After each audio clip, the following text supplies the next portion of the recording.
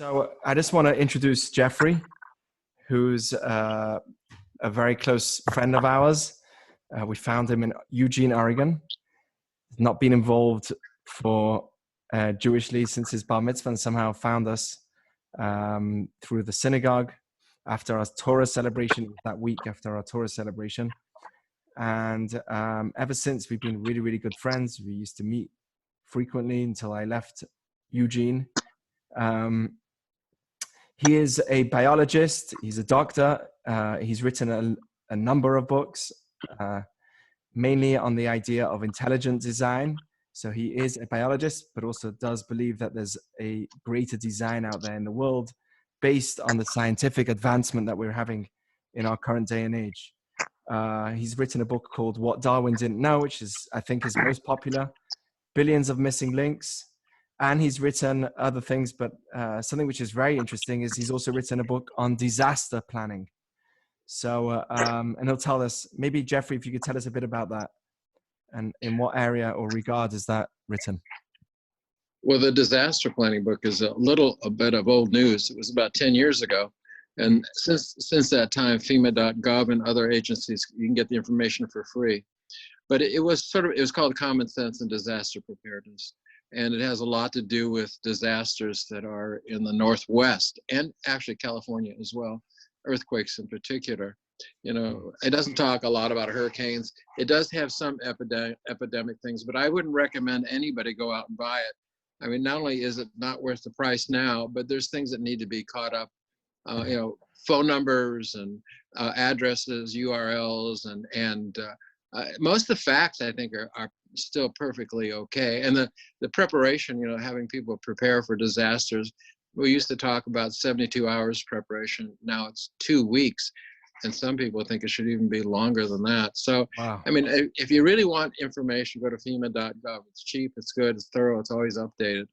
Okay, so we're here obviously because of this sad situation that we're in. And, you know, as a rabbi, I want to come up with the perspective of what Judaism has to say and how our approach should be from a Jewish perspective, of course.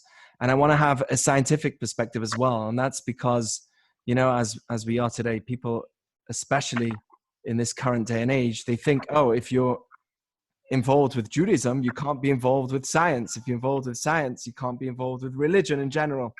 So I think that's a big mistake, and it's unfair because it's stealing our ability to love science. And that's what we do as Jews, especially. We only are fascinated more and more by science and how science allows us to see the world. But Judaism, I believe, also allows us to appreciate the world. So it's like science allows me to see the object that's in front of me. But then Judaism says, okay, this is actually a cell of a human body. This is a life. This is a soul. So we bring the soul into the science, and that's a beautiful thing. And I think that it's through science that we can truly appreciate God and appreciate Hashem and see how much we're in His hands.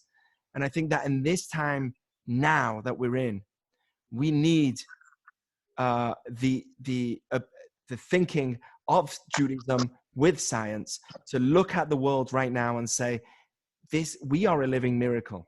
And when we come to that recognition, we realize that we are in God's hands. We are in the hands of Hashem all the time.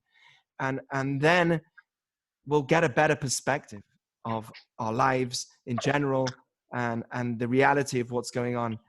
And that's why you're here, Geoffrey. And I felt this is so important.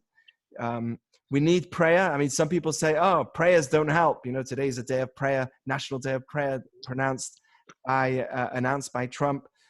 But many, you know, atheists would say, oh, we don't need prayer. That's ridiculous. We just need more testing. But we also recognize that we're in a situation where we're really hopeless. And in fact, our whole existence is a miracle from beginning to end. So we need both. That's what Judaism says. We need to obviously advance ourselves and do our hishtadlut, our effort to try and make this situation better. But we also, especially in this situation, have to recognize that we need that prayer. We need that sense of deeper self. And by the way, prayer is not for God. It's for us to change ourselves. God is infinite. He's all powerful, all loving. Doesn't need us to change him, but we need to change ourselves and learn from this situation. And that's really the idea of where you come in, Geoffrey, which is why I felt it was so important to have you. So thank you for being here. And the first discussion I really want to have is, we're talking about us as humans in general. What is the miracle of life that brought us to this moment? I mean, our heartbeat is a miracle. The bacteria in our body is a miracle. Can you expound a bit on some of the miracles of our existence? Because that will just give us a perspective of where we're at right now, and how to think in the right way. Yeah, the question you're posing, the answer would take days to answer thoroughly. I have 3 books. The third book was "Are We Here to Recreate Ourselves?" and that just came out. Often when I give lectures, I've given lectures in Europe and at Aish HaTorah in Jerusalem and around this country, as well as on radio and other places. I often start off with the miracle of childbirth, and I even now go back into just the first few weeks of a fetus developing, or an embryo. The heart cells collect together in the first 3 or 4 weeks, and they start beating. And by 7 or 8 weeks, they're pumping blood through pipelines, circulation. I mean, there's a blueprint. There's a blueprint that's ready to go. And by 10th week, we're what pretty size well. Are we talking about? Oh God. You can say that again. Oh God. Half a thumb or less. But wow. We know that's the case with the problem is that science and religion were pretty much the same until Darwin's day. And that's when it started splitting, as if they were 2 different entities. I consider God to be the ultimate scientist with all capital letters. But we've drifted. These 2 things have drifted apart when they really shouldn't. And I think they're just starting to come back. And so now that science has gotten so complicated, where we can see things with a microscope and an electron microscope, and we can measure DNA, we can manipulate DNA. Darwin didn't know anything about any of these things. He didn't even know why a child looked like his parents. They didn't know anything about genetics. He hardly knew, if anything, about a cell.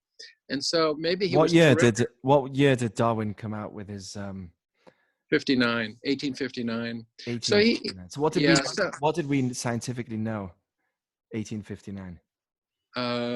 Not a whole lot compared to what we know now, and probably what we know now is not a whole lot compared to what we'll know in 100 years. But he didn't know anything about what I'm talking about, plus a lot of other things, the physiology of the body and all the types of chemical changes and interactions of cells and hormones and growth hormone, a long list of stuff. So he probably did the best he could with what he had.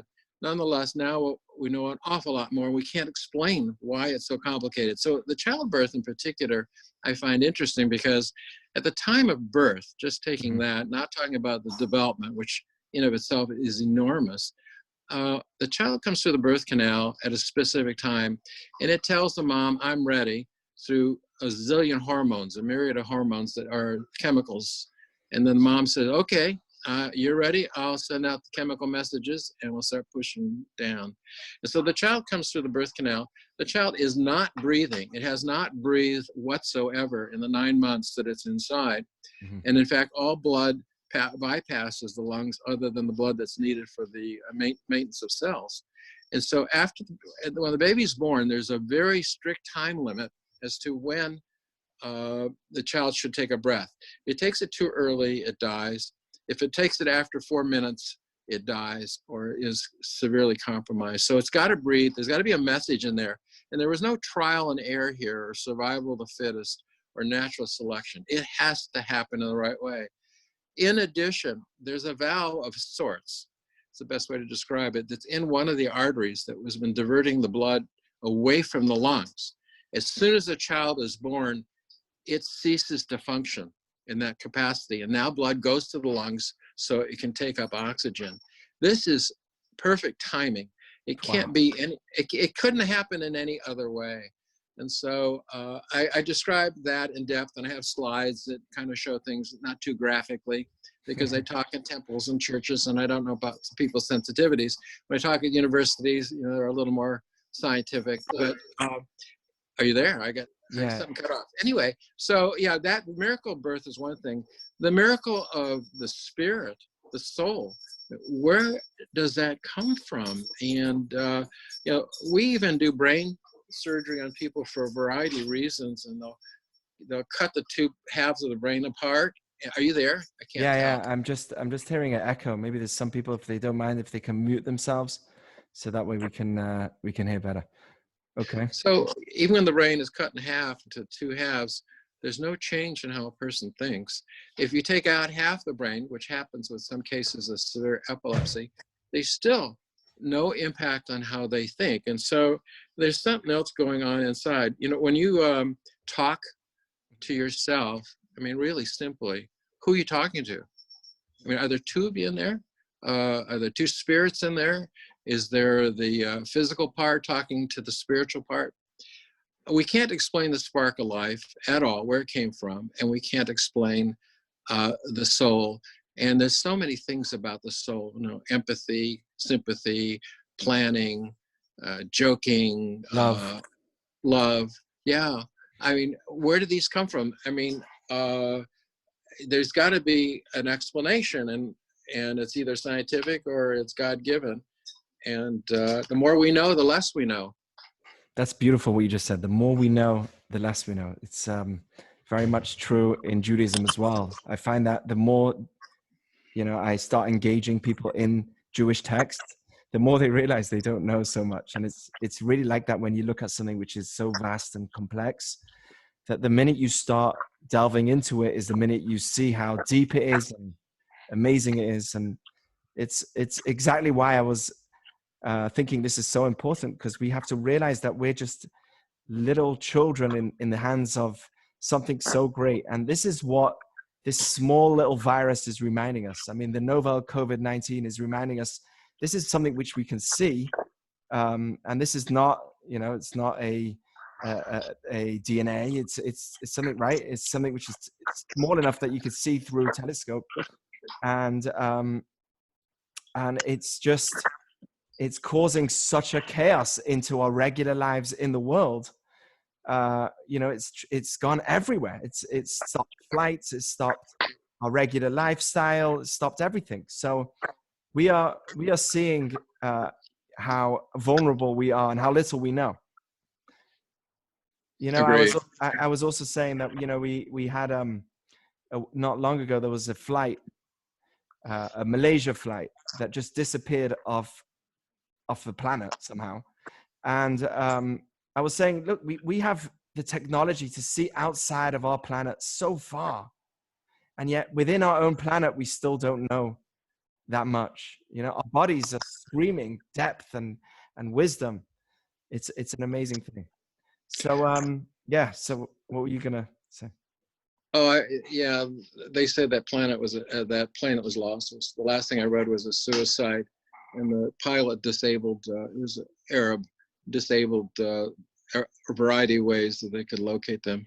And he just took it down somewhere in the ocean. But be that as it may, your point is different than that, and I agree with you 100%. I think we'll look, like I said, I think we'll look back at this time 100 years from now. I'd love to go ahead in a time capsule of some sort and see and look back at how little we knew at this time.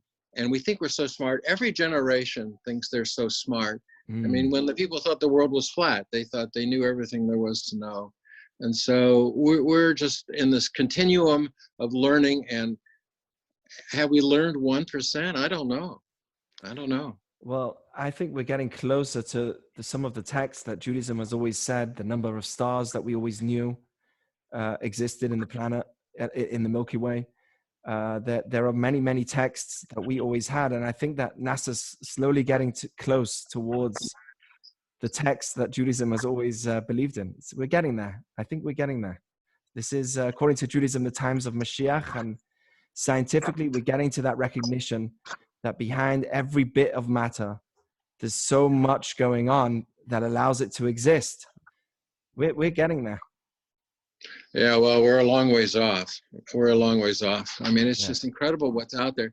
And I'm a person who is known for studying the human body. And so that's really my expertise, not physics so much, although I write about it.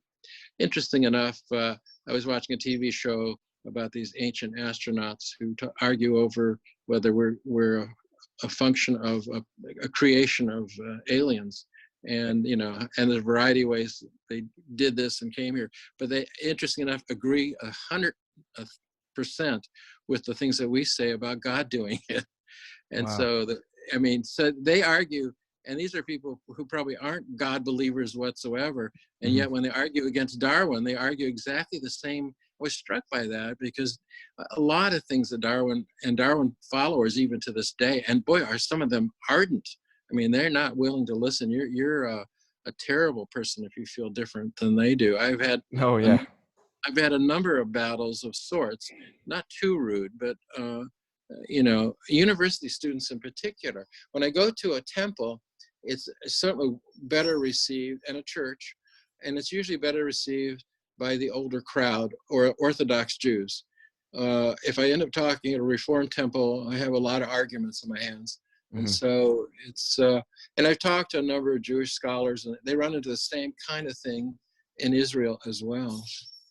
Yeah, I mean, there are many very religious scientists, and they obviously have similar views to what you're really saying, and it's just amazing. So I belong to a group called the Discovery Institute in Seattle, with about 30 to 40 PhDs and a few MDs, and we lecture all over the world. In fact, we just had a big tour in Israel. I wasn't on it, but talking about intelligent design. And just for your information, I don't know if you know this, but yes. I have 3 or 4 blogs now with aish.com. Amazing. Yeah, and I have 2 other international blogs that all discuss how God did it, basically, or how we think about it. And Darwin isn't right. Wow, you're amazing. You're a hero, and I hope you keep doing what you're doing.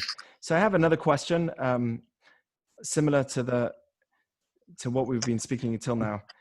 Our odds of existence, our crazy odds of existence, which are against us. So I was seeing that we have 10 times the amount of bacteria than human cells in our body. Mm-hmm. Is that correct? Roughly. And what does that mean? Yeah, I don't know if people really know, but I've heard that number. Well, we're covered with bacteria on our outsides, and our intestines are loaded with bacteria. They help us digest food. That's another complex situation that we can't explain. How does this happen that we have all these bacteria that help us digest different kinds of food? And then it's like having a zillion different kinds of trucks waiting outside the intestines, and each one has a different product that's supposed to unload and take out of the intestine, deliver somewhere in the body, and how they all find each other and make their way. Well, the bacteria help us break down the food. I mean, a lot of people will tell you how sick they get with antibiotics, gut problems, and that has to do with you start disturbing that balance, and the body maintains a balance. Interesting enough, there's a bacteria on the surface of our skin that helps protect us from infections as well. Not only do we have systems that protect us in general, lymph nodes and lymphocytes and antibodies and just the protective covering of skin, but there's actually a bacteria that when it gets inside you can be very serious. But on the outside, it really has a big help to us. And it's only recently we've learned that. So we don't even know. These are like passengers on an ocean liner. And some of them, I guess, are loaded with rifles, and some of them are lounge chairs. But each one has a mission. They do. And there's billions of them, trillions of them. We actually have trillions of cells as well. Wow. Well, even the brain's got roughly 35 trillion cells, and each cell has anywhere from 1 to 10,000 connections.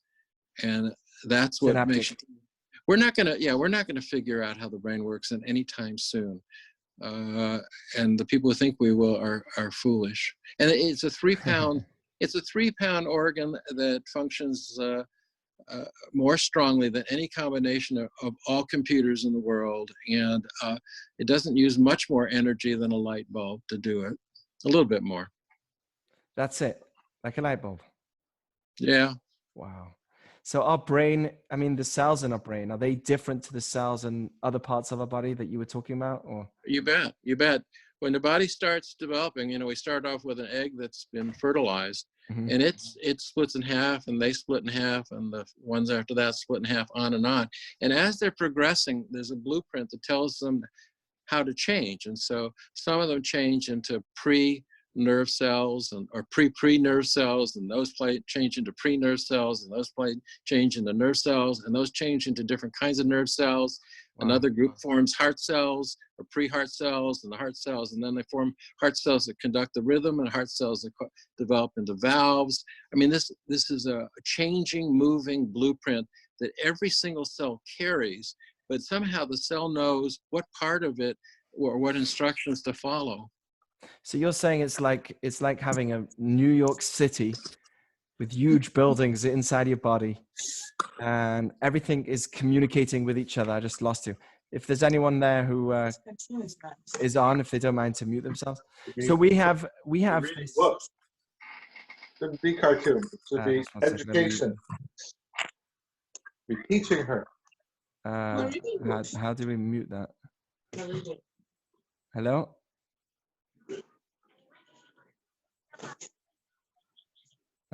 My daughter had to read. Let me just mute all a second. 1 second.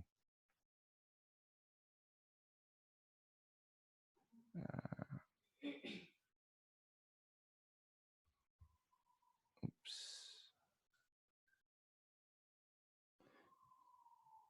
Hi, Geoffrey. I'm here. Okay. Sorry about that. No problem. So, yeah, so we are living, I mean, I was asking, so we're like a big city, like New York City, with hundreds of, delivery people going on. There's taxis, everyone's got a mission, and it's all happening inside our body right now as we speak. Every cell is like a big city. It's got the loading docks and loading docks. It's got the sanitation department. It's got the command center. It's got the police department and sorts of chemical situations that dissolve foreigners and foreign products. It's very complex. It's got highways. It's got sort of ladders that are moved around to different places. I mean, there are animations now of done by the Discovery Institute, actually, of what the inner side of a cell we think looks like. And it's incredible. There's more activity going on in a single cell than a huge American city. And if you put 75 trillion of those cells together, and then how do they work together? How does, my last article that I wrote for, I think it was for Aish, Hatorah, for Aish.com, had to do with planned obsolescence. How does the body know that it's time to, say, develop baby teeth, and how does it know when to have them fall out? How does the body know when it's time to pick up on growth hormone and then back down on it? How does it know when it's time to come out with the sex hormones and help teenagers become sexual entities, and then back down in later years as people get older? I mean, there's a whole bunch of what I call planned obsolescence in the blueprints. And so death is not really the opposite of life. Death is really part of life. Because we're dying as we go along. We die from the start. The red cells live a certain length of time. The nerve cells replace themselves a certain length of time. Bones replace themselves. The old saying about we're a new person every 7 years is not correct in the number, but it's correct in the sense that we turn over, except for the brain cells. They don't turn over, or very little. And once you got what you got, you're just going to lose some of it as you get older. Unbelievable. So that's exactly what I was trying to say, because I mean, we just talked about the body, but if you look at outside of biology, physics as well, the asteroids, right? Astrology, the amount of asteroids that should be hitting Earth, but because we have these huge planets like Jupiter, which just absorb everything. So we are just like this hanging puppet that are living. I mean, the fact that a heart doesn't stop beating over 100,000 times a day, and it's a machine that just doesn't stop working. That my existence, I'm 33 years old. Yes, I'm young. I'm 33 years old, and my heart has been pumping for 33 years. That's insane. Yeah, it fixes itself on the run. It does. Yeah, it does. And it has backup Unbelievable. systems. There's an electrical system that starts in the upper right and comes down leftward through the center of the heart that has to do with pacing. If there's an injury to the pacemaker there's another pacemaker down the road. And in actuality, there's sort of a third pacemaker, backup systems. And one of the things that one learns, you'll see it in my books, and the people I hang around with, is that there's a lot of foresight in the human body, what to do under certain circumstances.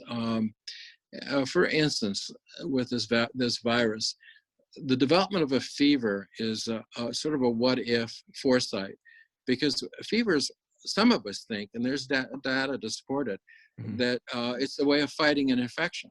So what if this person gets infected? Well, the body will run up a temperature to help destroy it. It'll start making antibodies, and it's able to make antibodies almost to anything it's confronted with, things it's never seen before.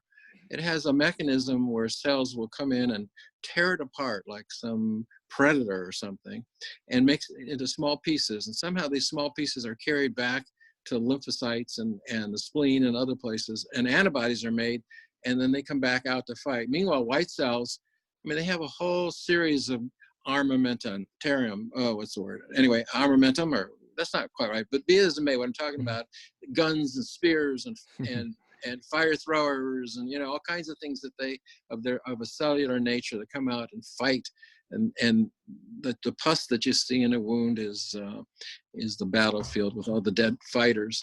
And then but the cell has got an ability to close up, the body's got an ability to close up the wound. I mean, look at some spot that had a bad cut at one time. You might not be able to find it because the healing was so well, but it closes on its own. You don't need stitches. Stitches help expedite the issue, but the body will close itself up. It has a lot of what ifs. What if this happens? What if that happens? If you break a bone, unless they're separated from each other, they will heal. They would get back together, and you don't necessarily need an operation. No. And we put these splints of sort on to make sure it happens in a good way, in a right way. But it not uncommonly will fix itself if you don't bear weight, if it's a leg or something like that. So, but there's a lot of ways that we heal ourselves. You take bleeding. There's a very complicated system to stop us from bleeding. There's like 3 different cascades of chemical reactions, none of which are useful on their own. It takes every step to do it. Unity. So how could through the years, through evolution, say step 1 and step 3 were there? Well, why were they there if they didn't do anything? And then step 4 and step 6 got added. Why? It doesn't do anything. You have to have all 12 steps or whatever it is. Simultaneously. Yeah, simultaneously, in the right order, in the right place, at the right time. It's the more you know about this, the more mind-boggling it is. Yeah. So I do want to move on from this, because that was my introduction, is the situation of just the miracle of our life, and then move on to COVID-19, which is the current situation that we're in. So, we have this pandemic, which we're going to overcome, Be'ezat Hashem, very soon, and it's going to be in the past of us. But right now, it is a very difficult situation, and we are taking this seriously, especially as Jews. Life is very powerful, is very important. Somebody told me, Rabbi, the odds of us dying anyway is ridiculously low. What are you worried about? But the truth is that I told him, you don't care about your parents. You don't care about your great-grandparents, your grandparents if they're still alive. I mean, they're valuable and they have a life. And that, why are we only worried about our lives if it's our lives that is threatened? We should be worried about life in general. And that's the Jewish approach in general. And that's why we're seeing in Israel, they're taking very cautious reactions to the current situation. So what's your view on the current reaction in the world in general to the pandemic? Yeah, I'm getting the sense there's a lot of thought about the older folks. I'm seeing some blurbs out of Italy where they may have to ration care, and older folks may suffer as a consequence as care is given to younger people. In general, that's how the choice is made. I think, a lot of us tend to be selfish, and it's a hard habit to break. It's easy to have I think the risk to people under 30 years old of dying from it, it appears to be very slim, but it's not an absolute. And the fact is they can carry it without knowing it. And that comes to your point, is that you can have no symptoms except for one thing. It appears as if the carriers seem to have a fever, and that's why they're checking people kind of at the door for fevers. If they have if there are no symptoms, you can just go home. But and they may not know they have a fever, or they may be ignoring some feverish symptoms. But if they have a fever, that's got to be watched. And so, and you can have that for a day or two before the symptoms show up. But anyway, so if you're under 30, your risk is really tiny of dying. Yeah, but spreading it, and you could spread it to people in the grocery store. You could spread it in people in the restaurant or anywhere else if you're not careful, if you don't wash your hands. I mean, you can be cavalier and say, well, if I get it, I get it, and let's not wash your hands and not care. But that's a very selfish way to be.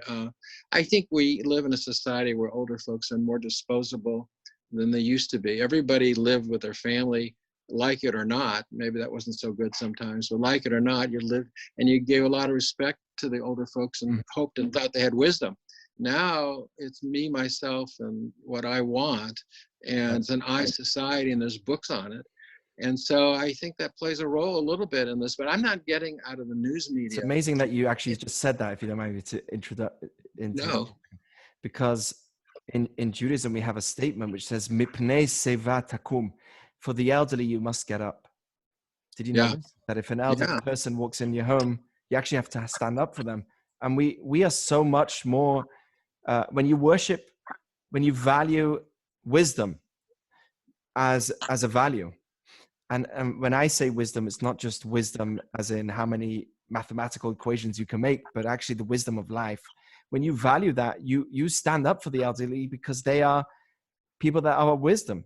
And that's what Judaism has always been doing. It's amazing that, we've been educated that way. And it's so important that you're mentioning that in itself, because when I heard people saying, who cares? It's not the elderly. I'm not old and I'm young. Right. But hello, your parents, they don't matter.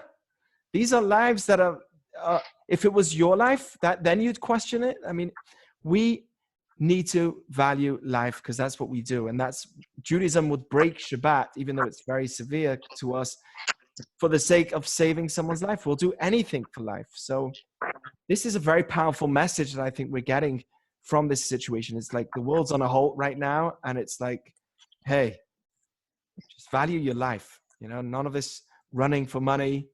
And we need to pray for the world to make some money again and for things to get back to itself, because money's being lost.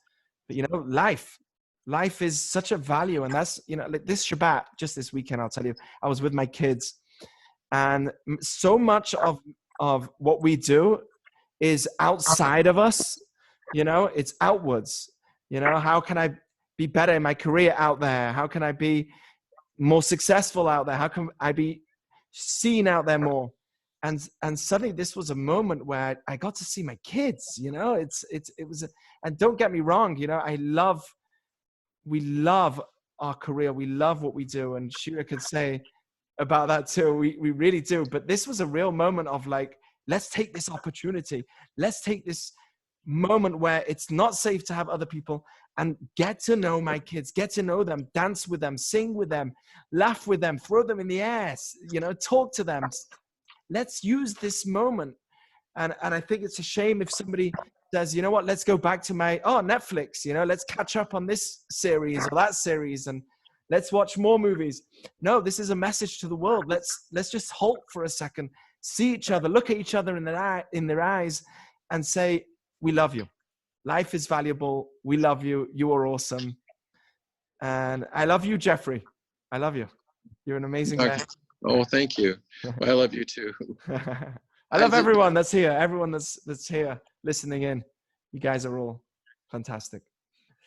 But we miss them all and we miss everybody. But, it's that moment where you can just freeze this rush that's going on in this world. It's just a rush. And it's such a fantastic moment to, it's difficult as it is.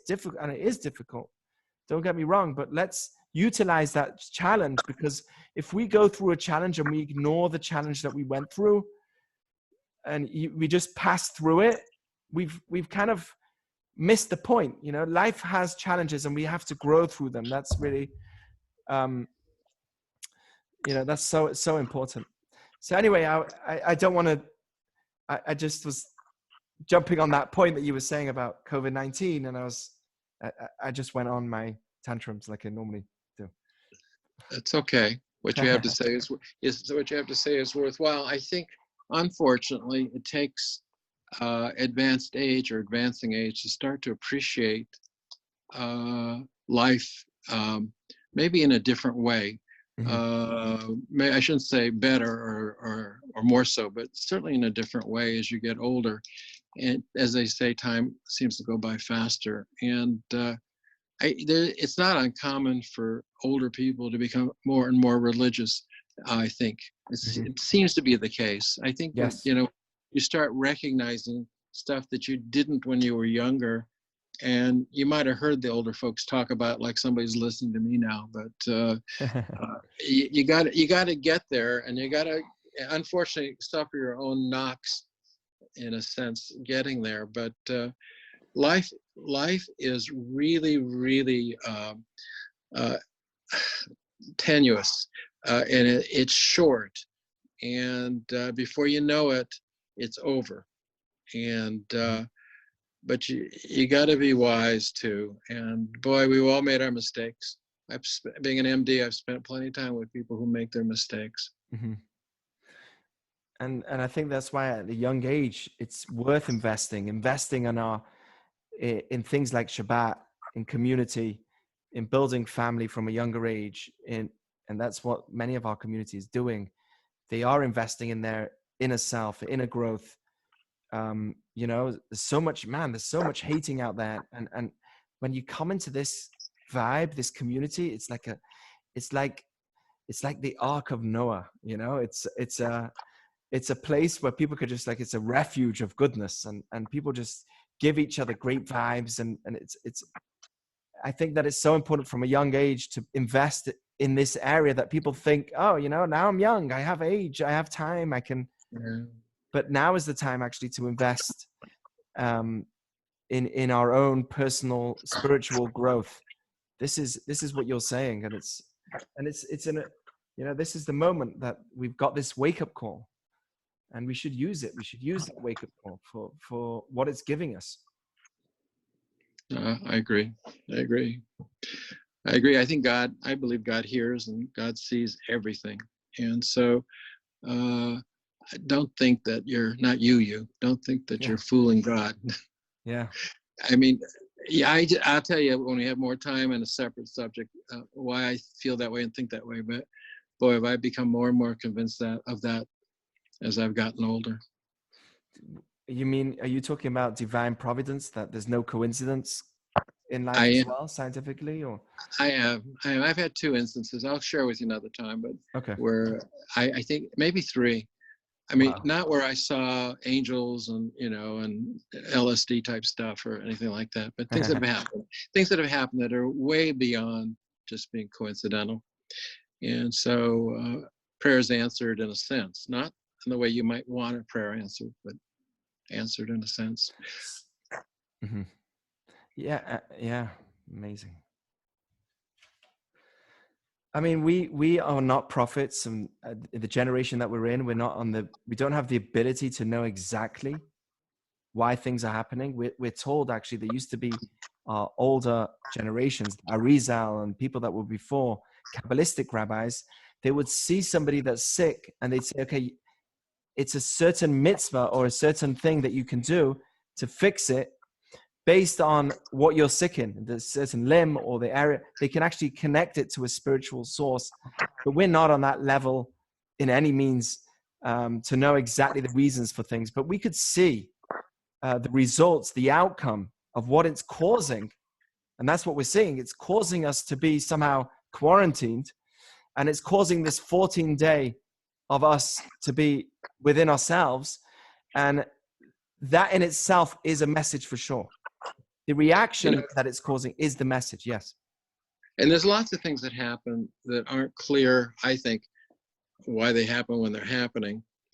And might this be a rehearsal for something worse that's coming down the road, that we will be able to respond to it because we have learned this and trained this? I don't know. I mean, who does know? But maybe this is another time to look closely at what life means, or what old people in a nursing home who's a relative of yours means. I mean, there might be all kinds of lessons within this that I only know looking back later on. Yeah, and if we take the lesson of it, you know, if we ignore it and hear that, we believe that if there's an alarm clock to the world, which is what's happening, and we ignore the alarm clock, then you know, as we said, there's no such thing as a coincidence. Then this may happen again. Like, we have to take this as a message for us, and contemplate and think, okay, what can we do? What is the outcome? What is the message of the outcome? Well, you know, this isn't the first time this has happened. I mean, the H1N1 that we had 10 years ago, the previous administration really didn't declare an emergency till like 1,000 people were dead. And prior to him, the administrations weren't even declaring things that are emergencies that were even worse. 1976, with the Ebola crisis, where the death rate was terrible. 2006. What'd I say? I don't know. No. 76 was the first Ebola, and the second Ebola was 2018. Oh, okay. And so the big bad one was in 76, where like 30,000 people died. Oh my! They didn't have the tools. They didn't even respond to it. So, you know, we're getting better and better at responding to this stuff.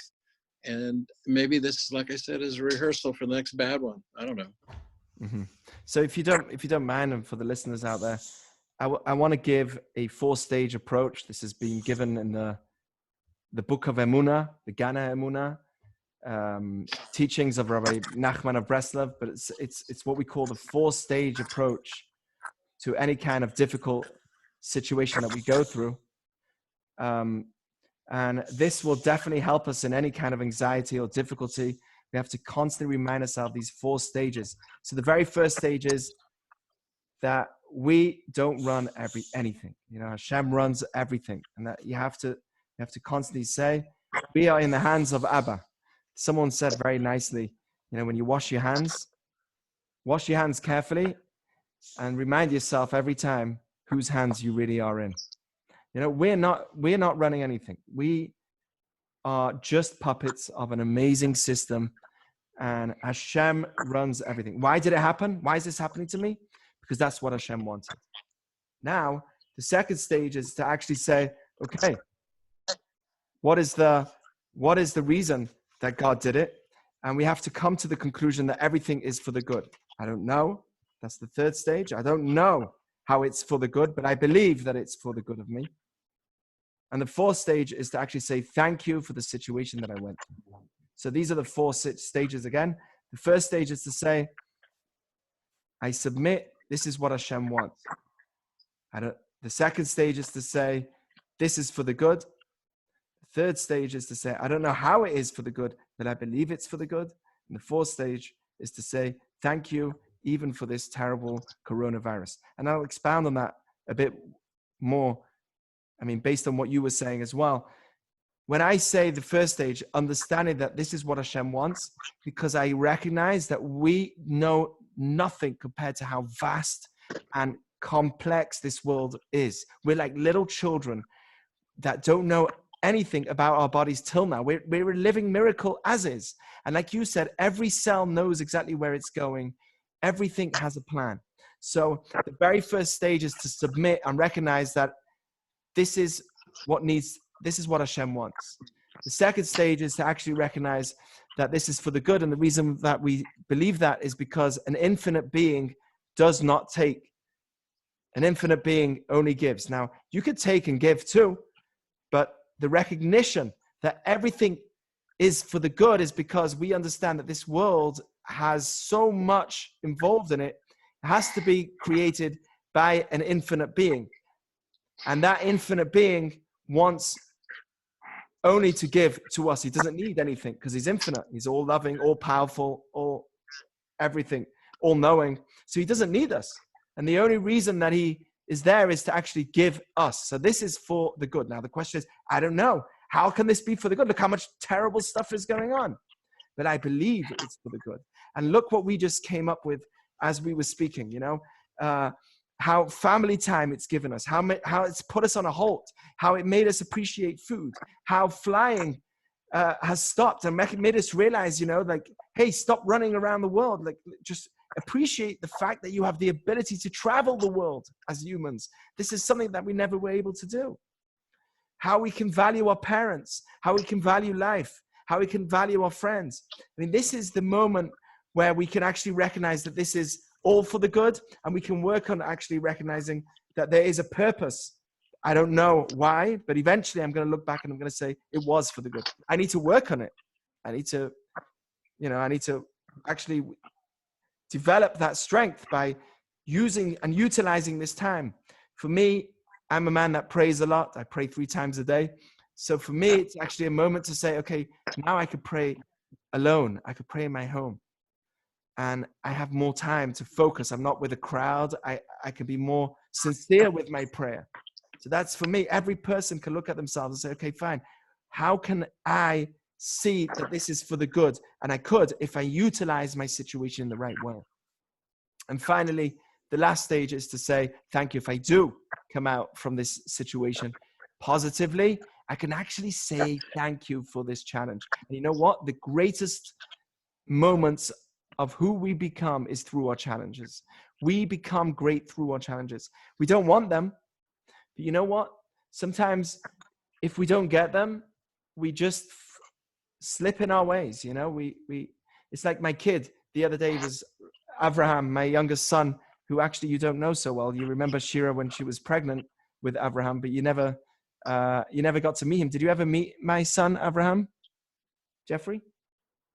I don't remember. I think when I met your kids, there were 3 girls running around like banshees. Yeah, there were 3 girls. And then there was another cell. You know what? She was pregnant with your son. That's right. When you guys moved. That's Yep. what. Yeah, I never met him. No. So he's a funny one. So he was outside. Sometimes I leave. I'm busy taking stuff in the car, and coming in and coming out, and he runs out. And sometimes he can get on the road. So I run after him. And, I'm watching him, but at a certain point, I'm seeing he's just going further and further and further. He feels like he needs to get out the house, like he's in this cage.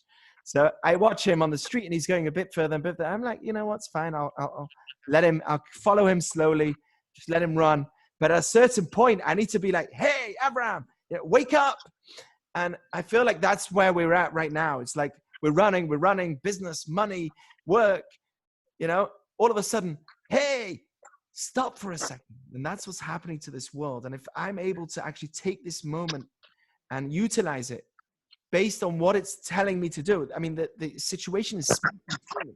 It's saying, be alone. It's saying, spend time with family. It's saying, be more positive with people that are different to you. It's talking to me. This situation is causing us to talk. And I think that it's brought out the best in us. People are saying comparisons in the economy between now and 9/11. I'm saying comparisons in our spiritual reactions between now and 9/11. Because after 9/11, we were united and strong. And today, with the internet, we have another chronic virus going on. It's called negativity. The minute that somebody posts something, oh, he's got an agenda. She's got an agenda. It's liberal, it's not liberal, it's this type, it's that type. And we're all labeling. And it's so much of that online, especially behind the scenes where we don't see our faces. And maybe God is saying, okay, look, come together again behind the scenes. That's where you want to be. Okay, come there. And in that small place with a small little virus that's no war, no crazy wars, but just a virus that's going to cause us to stop. Thank goodness it's stopping us with a virus and not a war. Thank goodness it's that way and not a war. Yeah. And, I have a little spin on that I use when I talk sometimes, is that it goes back to some of the C.S. Lewis writings, who's a Christian writer, but you can't appreciate the lack of pain if you haven't had pain. You just don't know what it's like. And then all of a sudden, no pain is really a good thing. The same thing, you can't appreciate happiness unless you've been without happiness, that you've been sad. And so the same thing comes along with being alone. You can't appreciate family as much until you have felt what alone is. And so it kind of goes, what I say in parallel to what you're saying, Beautiful. Is that it takes, so here we have an epidemic, maybe it takes something like that to learn what you're talking about, to know the inconvenience of what it produces is pretty good, potentially. Yeah. Potentially. Yeah. And you're saying wise things. And that's really the approach that our rabbis have had. It's science and prayer. What's science and prayer? Science means listen to the precautionary measures that the scientists are giving. And we've always done that throughout our history. And it's also saying, wake up. There's a prayer. What's prayer? It's actually self-improvement, because God doesn't need any of my prayers. You have to understand that according to Judaism, he's infinite. He does not need our prayer. He needs us to internalize our situation and change. And once we change, we're different people now. That blessing can come to us. What God wants from us is to change our reality. And we can by reflecting and thinking. He doesn't need our prayers. So when I say, that's why I call this science and prayer a novel perspective, because we need the science and we're cautious about the science because life is so valuable. We value the beauty of life and we listen to it. I mean, look at Israel. It's taking one of the most extreme precautionary measures before the virus actually hit the place. Right now, they can't even pray with more than 10 people in the room. If they have more than 10, they have to go somewhere else. If there's a wedding, they have to do it with only 10 people at a time coming into the place and saying Mazal Tov. And Judaism is very social. So for us to close down socially is very difficult. And we're doing it. We're doing it with miracles, with beauty. Mi ka'amcha Yisrael, it says, who is like you, O Israel, the Jewish people, a one nation in Israel, one nation on the land. Well, that's what we need to be. We need to be that one nation. We need to come together. I don't care how you are, who you are, what background you come from, what kippah you wear, what look you are, how old you are, how young you are. I love you. That is the message that we need to come out of this, and we need to do it now. We need to do it strong, and we do believe, Geoffrey, in a utopian idea of a utopian future called Mashiach, Messiah. Now, it's very different to what you might have been taught from the Christian perspectives, but we definitely believe in this idea, in this unifying idea of Mashiach, which is that there's going to be a moment where the Jews go back to Israel. The world's going to know that there's a God. The world's going to know that there's a creator. We have prophecy after prophecy telling us that this is going to happen. And we're at the end. We've seen all the prophecies till now. And we also know that there's going to be a moment of world peace. And I really feel, and our rabbis, many of the rabbis have said, we're getting there. We're feeling that environment happening right now. These are the moments of what we call Mashiach. And this is where we are. So with that, I want to just thank you and also ask, we have a lot of participants here. I hope they enjoyed our conversation. But they would love to say a few things. Q&A, some time for questions and answers. We have Sarit, we have Alison, Dan. There's many Gabes on here, Daniel Moyal, all our dear friends, our loved ones that I miss so much. You know what? If you do come on and unmute yourself, you can.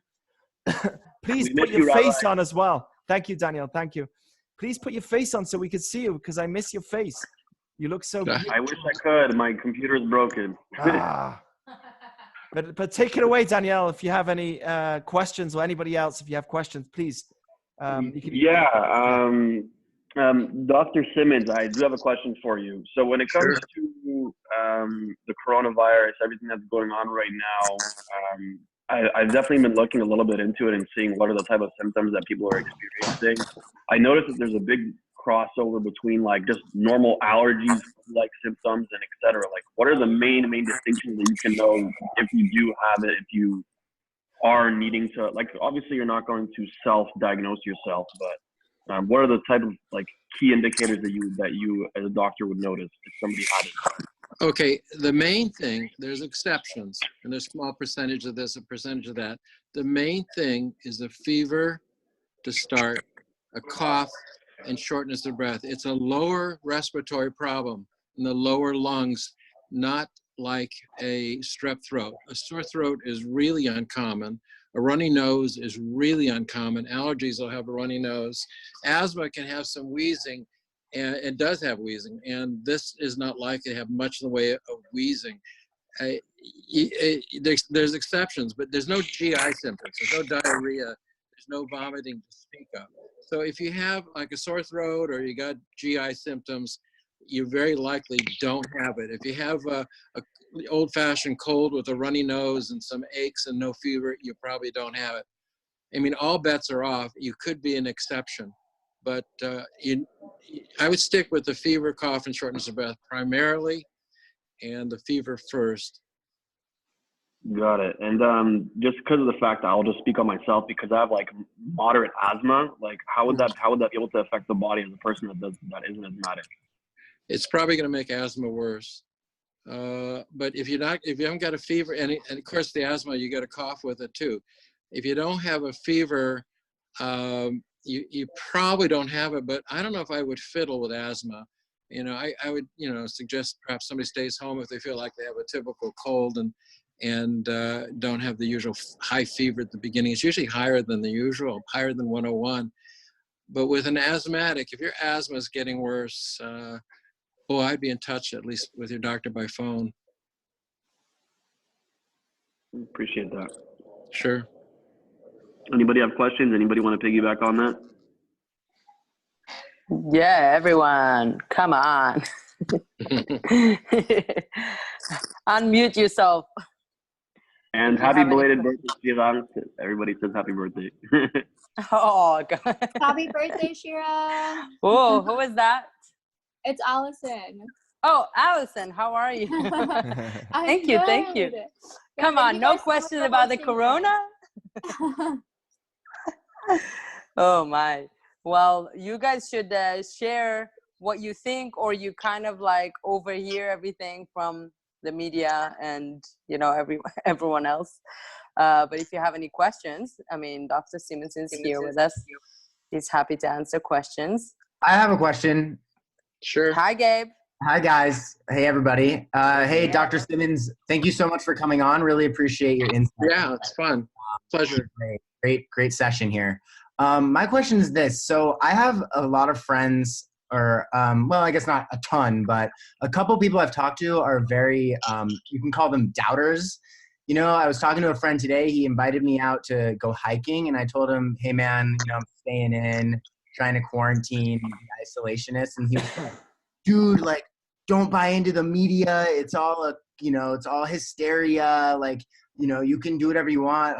People are freaking out. So, I get that part of it is, media is building this up a lot, but like, what should I say to friends who are quote unquote doubters, or people who are like still deciding to just go on their merry way and do things that are, if anything, counterproductive to what like many health journals and health professionals will say? Like, what's a good way to kind of ease the tension among people who are doubters? Geez, I don't know if I can tell you exactly. I think if you're going to go for a hike, the risk is pretty slim. I agree that the media is blowing it out of proportion. And there's a lot of reasons as to why, or at least one can guess why, but they're blowing out of proportion. So one has to be careful with the hype. They're making people rush down to the grocery store. The shelves are being cleared off, and they really don't need to do any of this. Toilet paper. Toilet paper. Oh my gosh. I think common sense. I think you just have to go with common sense. You talk about the 6-foot rule, not being any closer than 6 feet, maybe even 10 feet in some situations. I wouldn't hang around anybody who's sick. And if you're sick, I wouldn't hang around anybody in that fashion. But you're at a young age, the risk to you, even if you get it, is really pretty slim that anything bad's going to happen. But as the rabbi was talking about, you can carry it to somebody else. And that's where you might do a lot of harm and never know that you did it. So it's good to be, I believe in an ounce of prevention. I think as you get older, you start putting a little more weight on that ounce. I was pretty crazy too, I think, when I was young and maybe careless. Now I'm overboard the other way, I think. But an ounce of prevention. For sure. Okay, cool. Yeah, thanks. So I guess really what it is like, it would be like, hey man, I'd rather be safe than sorry. Right. What's the harm? Exactly. What's the harm of staying in at this point? Maybe I believe the hype, maybe I don't, but either way, I'd rather just not take any risks at this point and not spread it if I might have it, God forbid. Exactly. Just, I like what you said, use common sense. Just be like, I'm not going to freak out and I hope it doesn't come to where society becomes, an anarchy and people start looting places or breaking in places. I think that's in the movies. I don't think this is going to rise to that. But there are things that could happen down the road that, maybe, but I don't think that's going to rise to that level. My guess is, like a lot of the experts, this will be pretty much history, 6 to 8 weeks from now. And the thing is, next winter, will it come back? And will they have a vaccine by that time? There's been watching some of the things they've been trying, and there's some very promising things that are happening now. In fact, there's a vaccine potentially even coming out of Israel, because they were working with a similar virus by coincidence. And so they checked to see if it was an overlap, and there was. And so they were almost ready to go to vaccine level. And they've tried a couple of medicines that I've used for years that seem to be working. I never knew they had an antiviral component. And there's another thing I suggested actually to some of the experts. I'm not connected to any of them, so I was sending emails out right and left. We used to use something called gamma globulin on something that's way beyond your age group, but something called paralytic polio when we didn't have the vaccines and kids were paralyzed from polio. Well, it's almost beyond my age too, but I knew about it when I was in medical school. They would give something called gamma globulin, which is a collection of antibodies from people who've had the disease. And they give it to people who are ill, and the antibodies from the other people help fight the infection with somebody who's really seriously ill. And they're trying that now too. And so all stops are out. They're going for getting this fixed. And what's nice is that 10 years ago, we didn't have a testing at all. We didn't have antivirals. We didn't have a lot of things that we have now. Mm-hmm. So we have the benefit of all that. For sure. Well, really appreciate your answer. Thanks a lot. Oh, my pleasure. Gabe, if you don't mind me saying, we have 180,000 ICU units. For some reason, I hear myself in an echo. Hold on a second. I'm in the other room. Let me just mute myself. That's okay. So Gabe, if just to give you a better perspective, in America alone, there's 180,000 ICU units, which help people breathe better, ventilators and breathing assistance, based on the research that I did. And Geoffrey, you could tell me if I'm wrong, but I did some research. There's 300 million people living here. They do not have a cure for this virus. And 180,000 ICU units, we need a lot of those because, I wonder what percentage is actually full because people need to, for other reasons that they need to help in breathing. So if all of a sudden there was this crazy surge of a need for everyone to go to the hospital, God forbid, because of this virus, as well as everything else that's already happening, they will not know what to do, and people will not get the breathing assistance that they need. And that's what they're trying to do, is like slow down that curve where thousands of people are packing in the hospitals because all the virus went around very quickly and they don't know whose life to decide on, which is exactly what's happening with Italy. We have to thank Italy, by the way, for giving us to the world a panic button. And they really did, by their current situation. So that's just my own thought. And also look at Israel. Gabe, tell them, look at Israel. Look how serious Israel's doing this. Do you think anyone would want to put their economy into destruction for no reason? The rabbis and the Jewish community has taken this very, very seriously. And if they have, you should be proud that you are too, because we're doing the right thing. Absolutely. Yeah. Absolutely. By flattening the curve, basically extending out where the illnesses will be rather than having this spiking curve, you don't crowd the hospitals as badly. And it gives a chance for these medicines that I'm talking about being developed. And it just may save a lot of lives, because something that with a high spiking curve might have killed thousands, if you have a low curve spread out, you may save those thousands. Make sense? Exactly. Yes. Yes. Yes. Yeah. Okay. Good. Anybody else? Any questions? Let's see. Come on, Yes. Allison. Oh, who is this? Oh, did Allison have a question? No. I was just like, picking on her. Oh, just interjecting. Yeah. Yeah, did have another question here. So in terms of the actual virus itself, how long do you think it would actually be in not the atmosphere, but like in our, I guess, timeline? Like, how long do you think it would take for it to actually like go away, everything turn back to normal, everything's all said and done? Because I feel like everybody's just blowing everything out of proportion. Like, I don't know, maybe it's just me, but No, they are blowing it out of proportion, but I'd rather let them overdo it than underdo it. If it's a virus rather, that's sensitive to heat, and a lot of them are, as the summer months come, it'll start disappearing like influenza does. Then the question is, will it come back in the fall? And hopefully by the fall, maybe by the fall, we'll have a vaccine or medicines developed. So one hope is just delaying it enough till the weather changes. And that's a legitimate concern. But it's hard to know how long it's going to linger around. H1N1, which happened 10 years ago, is still around. Wow. It's not like it used to be, but it's still around. And that's a bad one for you guys. That's a killer of young adults. And the reason for that is not clear, but the guess is that the young person's immune system is so strong that it reacts so strongly that it's actually destructive to young people's lungs. And I've seen this where it just destroys their lungs. And so it's still out there. So what I'm getting at is not so much that, but by doing hand washing and social distancing and a few other things they're talking about, wearing masks at appropriate times, you actually are protecting yourself from H1N1 that's out there. You're protecting yourself from flu. You're protecting other people from getting it from you. And so there's a lot of pluses that are pretty silent. Right.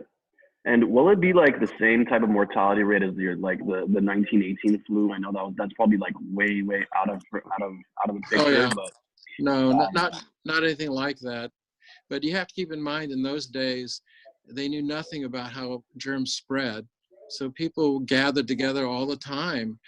People probably sneezed, essentially on other people, or coughed and didn't wash their hands. They gathered in huge groups. I've seen pictures of 1918 where they were in big groups before it started spreading.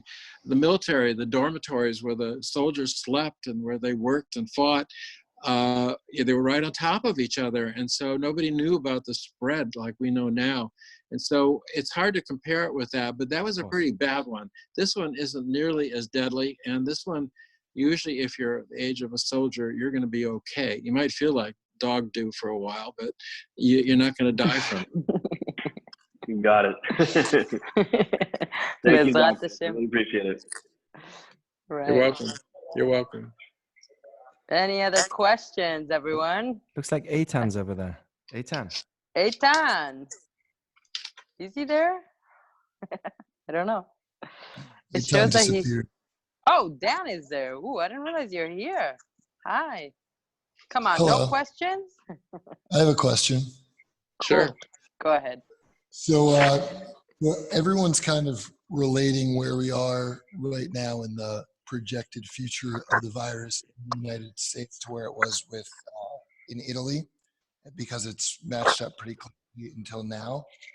But my question is, when you look at the curve and flattening the curve so we stay within the limits of the healthcare system, are there things that we're doing now, like, even limiting groups to under whatever, let's call it 20 people, is that already going to put us at a point where we start to see a much better situation than Italy did?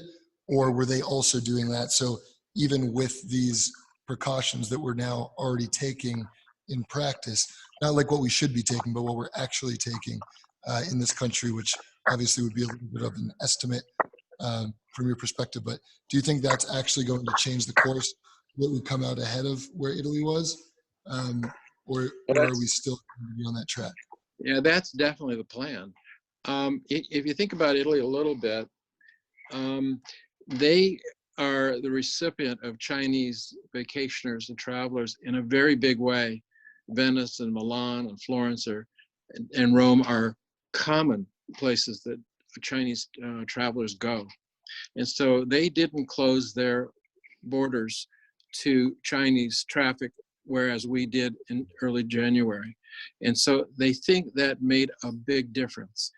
The medical care in Italy is extremely good. And some people think maybe even better than ours per capita, but they got slammed big time because they didn't close their airports and we did.